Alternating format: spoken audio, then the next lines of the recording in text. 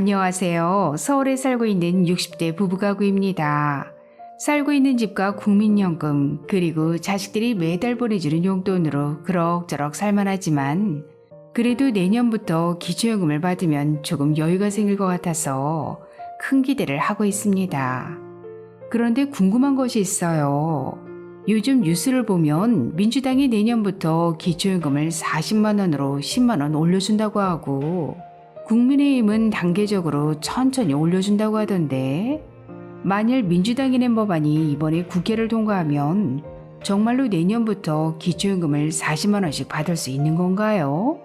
우리 남편이 그러는데 법안이 국회를 통과해도 대통령이 거부권을 행사하면 시행될 수 없다고 하더라고요. 그게 사실인가요?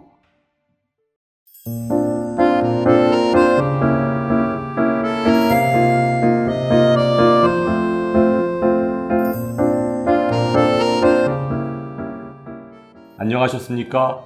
행복한 인생의 막 알베르토입니다. 내년부터 기초연금을 40만원씩 지급하자는 기초연금 확대법이 이번에 국회를 통과할 가능성이 높아졌는데요. 만일 윤석열 대통령이 거부권을 행사한다면 어떻게 되는 걸까요? 오늘 아주 쉽게 설명해 드리겠습니다. 현재 민주당은 두 가지 안을 가지고 기초연금 확대법의 내용을 고민하고 있습니다. 첫 번째 안은 소득 하위 70% 40만원, 상위 30% 20만원 지급이고 두 번째 안은 만 65세 이상 30만원 전체 지급인데요. 지급 시기는 두 가지 안 모두 2023년부터 바로 시행하겠다는 것입니다. 그런 민주당의 기초연금 확대법에 여당인 국민의힘과 윤석열 정부는 적극적으로 반대하고 있는 상황인데요. 정부 여당의 입장은 아주 단호합니다. 국민연금을 포함한 공적연금과 연계한 연금개혁안을 확정한 뒤 대통령 임기 내에 단계적으로 기초연금을 40만원까지 인상하겠다는 것입니다. 그것도 하위 70%에게만 말이죠. 그렇다면 민주당의 기초연금 확대법은 이번 정기국회를 통과해서 과연 실행될 수 있을까요? 민주당의 기초연금 확대법이 시행되기 위해 반드시 통과해야 할 과정을 쉽게 설명해드리면 가장 먼저 보건복지상임위원회를 통과해야 합니다. 보건복지상임위는 현재 총 24명의 국회의원이 활동하고 있는데요. 민주당 14명, 국민의힘 9명, 그리고 정의당 1명. 여기에 위원장이 민주당 의원이기 때문에 민주당이 발의한 기초연금 확대법이 보건복지상임위를 통과하는 것은 그리 어려워 보이지 않는 것이 사실입니다. 이렇게 보건복지상임위를 통과한 기초연금 확대법은 국회 본회의에 상정돼서 표결에 붙여지게 될 텐데요. 법안이 본회의를 통과하려면 국회의원 과반 이상의 찬성표를 얻어야 합니다. 그렇다면 현재 정당별 국회의원 의석수는 어떻게 될까요? 대한민국 국회의 총 의석수는 300석인데 이 중 더불어민주당이 169석, 국민의힘이 115석, 정의당을 포함한 비교섭단체가 15석, 현재 총 299석입니다. 따라서 민주당의 의석수가 과반 이상을 차지하고 있으므로 경론이 예상되기는 하지만 국회 본회의 통과도 충분히 가능하다고 판단됩니다. 그럼 이제 윤석열 대통령만 승인하면 내년부터 기초연금 70% 40만 원이나 아니면 전체 30만 원 지급이 시행될 수 있을 텐데요. 현재의 분위기라면 대통령이 거부권을 행사할 가능성이 높아 보입니다. 이렇게 대통령이 거부권을 행사한다면 기초연금 확대법은 다시 국회 본회의로 돌아가서 표결을 해야 합니다. 이때는 과반 찬성이 아닌 3분의 2 이상이 찬성을 해야 통과할 수 있습니다. 다시 말해 대통령이 거부권을 행사해도 국회의원 3분의 2 이상이 찬성하면 법안이 시행될 수 있다는 것인데요. 하지만 안타깝게도 현재 민주당의 국회의원 의석수는 169석, 전체 의석의 56.52%밖에 되지 않습니다. 따라서 155석, 38.46%를 보유한 국민의힘 도움 없이는 통과할 수 없는 상황인 것입니다. 그렇다면 민주당의 기초연금 확대법은 영영 시행될 수 없는 것일까요? 하지만 국민의힘도 큰 고민을 안고 있습니다.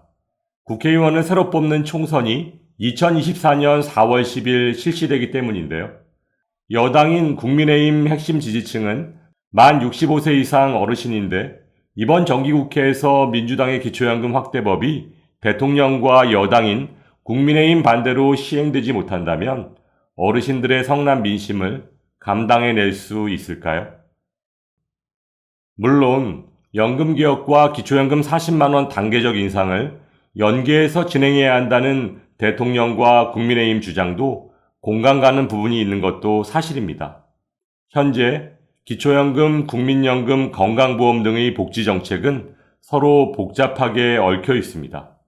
따라서 연금개혁에 대한 구체적인 논의 없이 기초연금만 40만원으로 먼저 인상한다면 10년 이상 성실히 납부한 국민연금 가입자의 상대적 박탈감과 복지예산 부족 등의 문제는 어떻게 해결할 수 있을까요?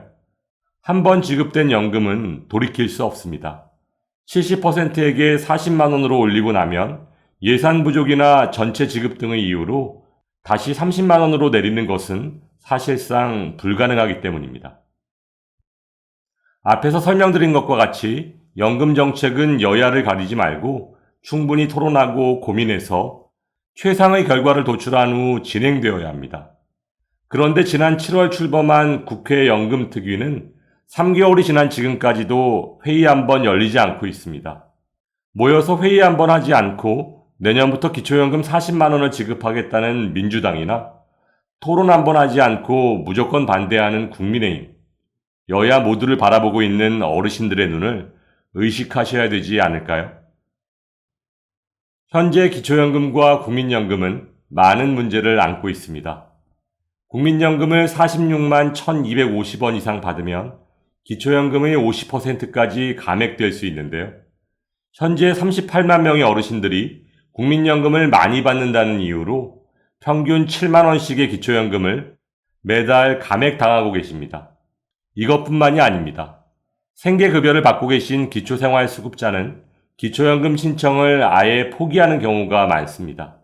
그 이유는 기초연금을 받는 만큼 생계급여에서 감액하기 때문이고 기초연금을 받으면 100% 소득인정액에 반영되기 때문에 의료급여 대상에서까지 탈락할 수 있으니까 신청을 포기하는 것입니다. 기초연금이 노인 빈곤층에게 더 큰 도움이 되어야 할 텐데요. 너무도 불합리한 상황이라고 할 수 있습니다. 이 밖에도 건강보험료 부과 문제 등 많은 독소 조항을 품고 있는 국민연금과 기초연금의 근본적인 문제를 우선적으로 해결해야 할 것입니다. 오늘은 기초연금 확대법이 시행되기 위해 통과해야 할 세부 과정에 대해 설명드렸는데요. 보다 심도 있는 논의 과정을 거쳐 어르신들께 진정으로 도움이 될 수 있는 연금 개혁이 이루어지기를 바라면서 오늘도 알베르토가 어르신들의 행복한 인생 2막을 응원하겠습니다. 행복한 하루 되세요. 좋아요, 구독, 그리고 알림과 공유는 좋은 콘텐츠를 만드는 힘이 됩니다.